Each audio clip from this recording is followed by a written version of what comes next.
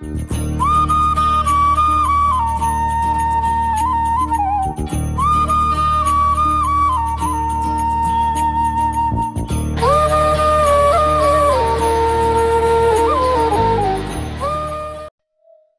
गणेशाय नमः। श्री कृष्ण कन्हैया लाल की जय। बोलिए श्री गुरुदेव भगवान की जय। वैशाख मास महात्म व्रत कथा 28वां अध्याय। इंद्रदेव के द्वारा अक्षय तृतीया का व्रत रखकर पापों से छुटकारा पाना। श्री नारद जी बोले, हे राजा अम्बरीश, ब्राह्मण श्रुत देव शर्मा राजा श्रुत कीर्ति से बोले, हे राजन, अब मैं तुम्हें वैशाख मास के शुक्ल पक्ष की अक्षय तृतीया का महत्व बता रहा हूँ। तुम ध्यान पूर्वक सुनो।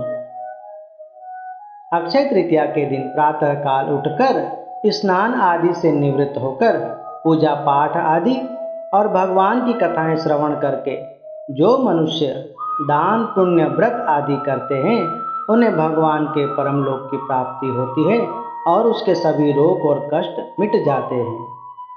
इसी विषय पर एक कथा बता रहा हूँ। प्राचीन काल में एक समय पाताल लोक में देवराज इंद्र और राजा बलि का घोर युद्ध हुआ, जिसमें देवराज इंद्र ने राजा बलि को परास्त कर दिया और संपूर्ण लोक पर अपना अधिकार जमा लिया। इस विजय के कारण उन्हें अत्यंत अभिमान हो गया और वे अभिमानवश भ्रमण करते हुए उतथ्य ऋषि के आश्रम में पहुँचे। कहीं कहीं पर उतिस्थ ऋषि भी कहा गया है। जब देवराज इंद्र ऋषि के आश्रम में पहुँचे, उस समय ऋषि की धर्मपत्नी मंदगामिनी, जो कि उस समय गर्भवती थी, वह आराम कर रही थी और उनकी दिव्य आभा सुंदरता देखकर देवराज इंद्र उन पर मोहित हो गए और मोहवश कामवश हो उनके समीप गए। मंदगामिनी एक पतिव्रता स्त्री थी, जो इंद्र की इस बुरी नीयत को समझ गई और उठकर भागने लगी। तब देवराज इंद्र ने क्रोधित होकर श्राप दिया कि तुम्हें नेत्रहीन संतान होगी। तब मंदगामिनी ने भी देवराज इंद्र को श्राप दिया कि इस कार्य के लिए तुम्हारा बल, यश, मान सम्मान समाप्त हो जाएगा और तुम्हारे शरीर में भयंकर रोग उत्पन्न होंगे। तब उतथ्य ऋषि के डर से देवराज इंद्र वहां से भागने लगे, परंतु वे बलहीन हो गए और उनके शरीर में अनेकों रोग उत्पन्न हो गए, जिसे देखकर ऋषि के शिष्य उन पर हंसने लगे। वे अपनी ऐसी दशा देखकर दुखी, शर्मसार और लज्जित होकर पर्वत की कंदराओं में छुप गए। जब दैत्यराज बलि को अपने गुप्तचरों से यह पता चला कि देवराज इंद्र श्रापित हो गए और इंद्रासन भी खाली हो गया है, यह उचित समय देखकर दैत्यराज बलि ने देवलोक पर आक्रमण कर दिया। उन सबको हरा करके इंद्रलोक से भगा दिया और इंद्रलोक पर अपना अधिकार जमा लिया और सभी को अपने अधीन कर लिया। तब सभी देवता अपना स्थान छीन जाने से बड़े दुखी हुए और वे अपनी चिंता लेकर श्री गुरु बृहस्पति जी के पास आए और उन्हें सारा वृत्तांत सुनाया और कहा कि हे गुरुदेव, राजा के बिना प्रजा का कोई महत्व नहीं होता। उसी प्रकार आज हम अनाथ हो गए हैं, हमारा कोई महत्व नहीं रहा। अब आप कुछ बताइए कि देवराज इंद्र कहाँ गए हैं और वे कब आएंगे।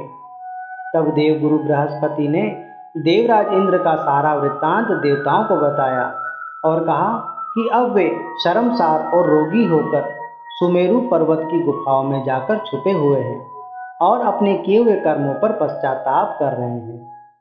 तब देवताओं ने कहा, हे गुरुदेव, आप कुछ उपाय करिए जिससे देवराज इंद्र वापस इंद्रलोक में आ जाए। तब गुरु बृहस्पति ने कहा, आप सब मेरे साथ चलिए। और इस प्रकार गुरु बृहस्पति सब देवता मिलकर सुमेरु पर्वत पर आ गए।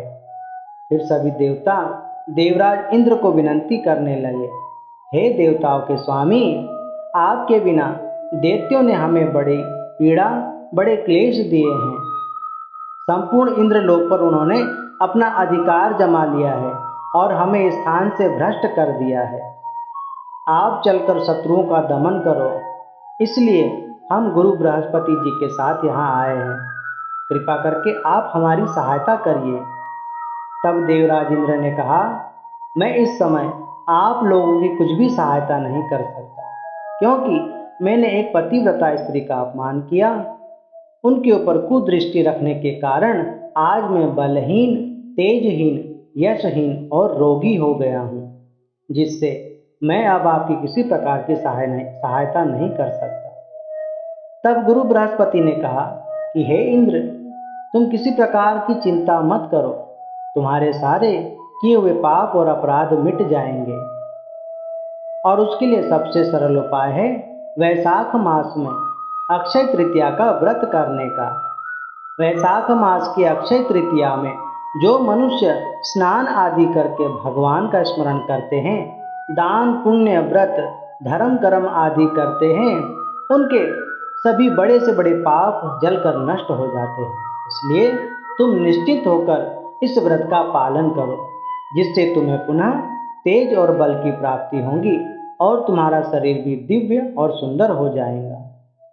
ब्राह्मण श्रुत देव शर्मा बोले, हे राजन, तब देवराज इंद्र ने गुरु बृहस्पति की आज्ञा के अनुसार जब वैशाख मास आया और अक्षय तृतीया के दिन श्री गंगा जी में स्नान आदि करके खूब दान पुण्य व्रत धर्म कर्म आदि किए और भगवान से अपने किए हुए बुरे कर्मों और पापों के लिए क्षमा मांगा, जिस कारण उनके सभी पाप नष्ट हो गए और उनके शरीर के सारे रोग भी मिट गए।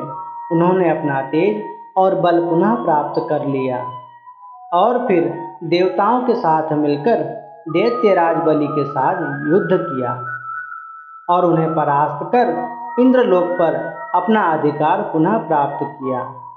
ब्राह्मण श्रुतदेव शर्मा बोले, हे राजन, वैशाख मास की अनंत अनंत महिमा है। इस व्रत को करने से बड़े पाप भी नष्ट हो जाते हैं। इसी कारण वैशाख मास के अक्षय तृतीया का व्रत संपूर्ण विश्व में बड़ा प्रसिद्ध है। अक्षय तृतीया के दिन दान पुण्य करने से अक्षय फल की प्राप्ति होती है। वैशाख मास महात्म इंद्रदेव के द्वारा अक्षय तृतीया का व्रत रखकर पापों से छुटकारा पाने बाबत 28वां अध्याय समाप्त।